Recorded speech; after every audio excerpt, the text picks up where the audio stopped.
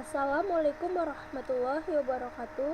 Di sini saya akan menguji data asumsi klasik pada uji heteroskedasitas dan uji regresi data sekunder. Heteroskedasitas tujuannya untuk menguji apakah dalam model terjadi ketidaksamaan varians dari residual satu pengamatan ke pengamatan yang lain. Ada beberapa cara untuk mengetahui ada atau tidaknya heteroskedasitas dengan melihat grafik plot, uji Prague, uji Gletser, dan uji White. Uji heteroskedasitas dengan grafik plot. Jika ada pola tertentu seperti titik-titik yang ada membentuk pola tertentu yang teratur atau bergelombang melebar kemudian menyempit, maka mengidentifikasi telah terjadi heteroskedasitas. Jika tidak ada pola yang jelas serta titik-titik menyebar di atas dan di bawah angka 0 pada sumbu Y, maka tidak terjadi heteroskedasitas. Selanjutnya adalah uji Prague. Menurut Ghazali, uji Prague mengemukakan metode bahwa varians merupakan fungsi dari variabel-variabel independen. Apabila koefisien parameter beta dari persamaan regresi tersebut signifikan secara statistik, hal ini menunjukkan bahwa dalam data model empirisi yang diestimasi terdapat heteroskedasitas, dan sebaliknya jika parameter beta tidak signifikan secara statistik, maka asumsi homokedastisitas pada data model tersebut tidak dapat ditolak. Kriteria uji Prague. Jika nilai probabilitasnya lebih dari 5% atau 0,05, maka dikatakan tidak terjadi gejala heteroskedasitas. Jika nilai probabilitasnya kurang dari 5% atau 0,05, maka dikatakan terjadi gejala heteroskedasitas. Selanjutnya adalah uji Gletser. Uji Gletser yaitu meregresi nilai absolut residual terhadap variabel independensi. Jika variabel independen signifikasi secara statistik mempengaruhi variabel dependen, maka ada indikasi secara terjadi heteroskedasitas. Hal ini terlihat dari probabilitas signifikasi di atas tingkat kepercayaan 5% atau 0,05. Jadi dapat disimpulkan model regresi tidak mengandung adanya heteroskedasitas. Selanjutnya kita ke pengujiannya. Dengan klik Analyze, lalu pilih Regression, lalu pilih yang linear, dan pada keuntungannya ini kita masukkan ke independen, dan pada harga saham kita masukkan ke independen, dan pada aset kita masukkan ke independen. Lalu ke plot, pada variabel Y-nya ini kita masukkan yang resip, dan pada variabel X kita masukkan yang JPEG.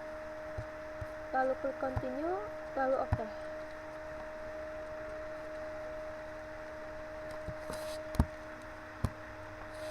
Ini hasil outputnya. Pada diagram chartnya ini dapat kita lihat bahwa titik-titik ini menyebar secara luas di bawah angka 0 sumbu Y, maka artinya tidak terjadi heteroskedasitas. Selanjutnya adalah pengujian Prague. Dengan compute untuk mencari res2, dengan kita klik transform, lalu compute variable, dan pada target variabel ini dengan res2, dan pada numeric expressionnya pada function groupnya kita pilih yang all, dan pada function and special variabelnya kita pilih yang ABS. Lalu masukkan res1, lalu kalikan juga dengan res1, lalu klik OK. Dan pada hasil outputnya ini dapat kita lihat bahwa res2 ini sudah terexecute, yang artinya datanya sudah terinput. Selanjutnya kita ke compute pada ln res2. Dengan klik transform, lalu compute variable, dan pada target variabel ini adalah ln res2.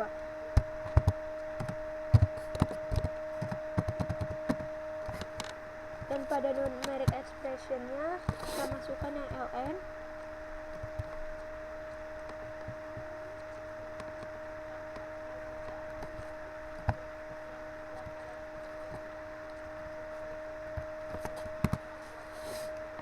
selanjutnya kita masukkan yang res2 nya, lalu klik OK. pada ln-2 nya juga sudah tereksekut, yang artinya datanya sudah terinput. Selanjutnya adalah pengujian pada ln-2. Dengan klik analyze, lalu pilih regression, lalu pilih yang linear, dan pada keuntungannya ini kita keluarkan dan kita masukkan yang ln-2, lalu klik OK.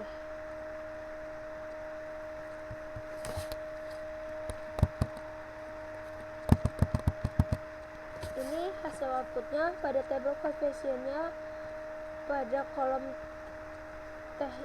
kolom signature-nya ini pada harga sahamnya dengan angka 0,887 dan pada asetnya 0,498, yang artinya lebih besar dari 0,05, maka dapat disimpulkan data tersebut tidak terdapat heterokedastisitas. Selanjutnya adalah pengujian Glatzer. Kita klik transform, lalu compute variable, dan pada target variable ini kita masukkan yang ABS-1.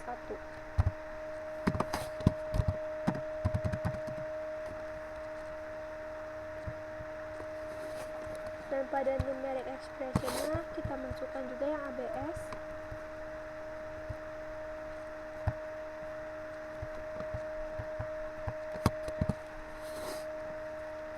Lalu kita masukkan yang res-1-nya, lalu klik OK. Ini hasil outputnya bahwa ABS res-1-nya ini sudah tereksekut, yang artinya datanya sudah terinput. Selanjutnya adalah pengujian menggunakan ABS res-1. Dengan klik analyze, lalu pilih regression, lalu pilih linear, dan pada dependennya pada ln-2 nya kita keluarkan dan kita masukkan yang ABS res-1, lalu klik OK.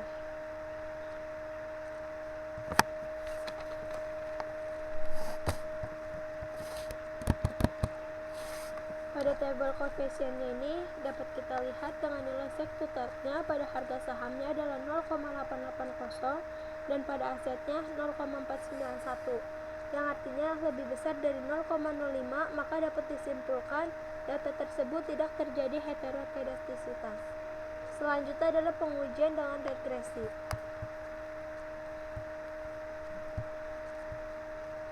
Analisis regresi adalah studi mengenai ketergantungan variabel dependen atau terkait dengan satu atau lebih variabel independen atau variabel penjelas atau bebas, dengan tujuan untuk mengestimasi atau memprediksi rata-rata populasi atau nilai rata-rata variabel dependen berdasarkan nilai variabel independen yang diketahui.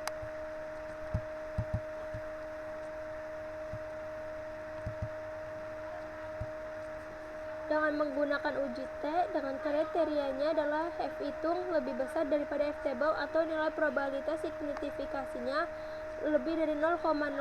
Jika memenuhi kriteria, artinya semua variabel independen berpengaruh secara simultan atau bersama-sama terhadap variabel dependen. Selanjutnya adalah menggunakan uji T. Dengan kriteria T hitung ini lebih besar daripada T table atau nilai probabilitasnya dengan signifikasinya lebih dari 0,05. Jika memenuhi kriteria, artinya variabel independen berpengaruh secara individual terhadap variabel dependen.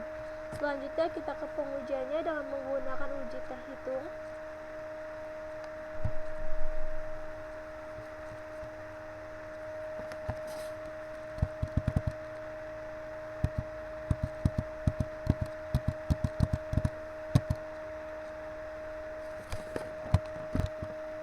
Pada tabel ANOVA ini dengan T hitungan 96,681.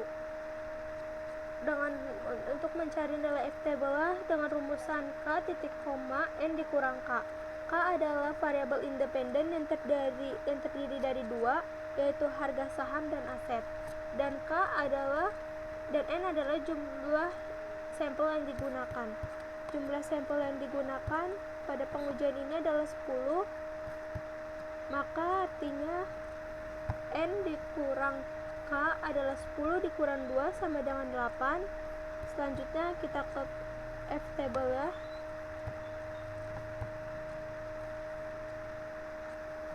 Dengan N-nya adalah pada kolom 2 dan baris ke-8 dengan angka 4,46 yang artinya F hitungan ini lebih besar daripada F table.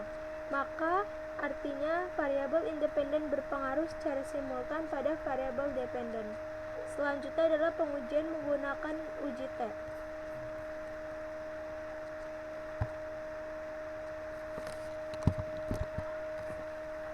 Dengan T hitungan ini pada tabel koefisiennya pada harga sahamnya dengan angka 5,955 dan pada asetnya 5,104.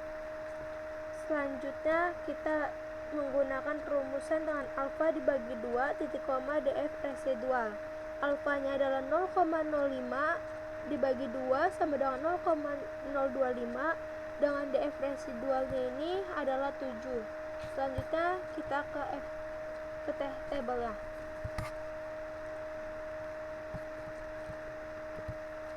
Pada 0,025 dan pada df residualnya adalah 7 dengan angka 2,36462 yang artinya T hitungan itu lebih besar daripada T table.